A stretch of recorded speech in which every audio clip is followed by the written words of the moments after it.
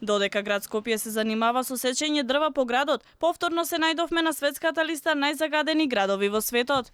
Вчера скопјани се збогуваа со јапонските цреши, а денеска со стабилното ниво на загаденост. На ранг листата Македонија е 11-та поред, веднаш пред Пакистан. Деновиве мерните станици бележат екстремно загадување во повеќе општини, а денеска воздух со најлош квалитет дишат жителите на Центар и Ѓорче Петров со 61 PM 10 честички. За Днив е Карпош со 49. За жал, не се гушат само жителите на главниот град. Високо ниво на загаденост е регистрирано и во Тетово, Куманово и Битола.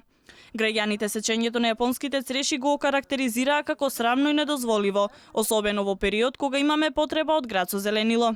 Како за утеха, таткото на градот ветува нов дрворед во срцето на градот, а и нови јапонски цреши на улицата Максим Горки, 18 на број, ке никнат за 2 дена. Подигаме нов дрворед во срцето на Скопје. Нови 26 висококвалитетни јавори ќе го красат нашиот град. ПС во понеделник се возобновува и дрворедот со јапонски цреши на Максим Горки. И во време кога еколозите се закануваат со непослушност и бараат зелен главен град, очигледно за дрвата во Скопје никој не води грижа.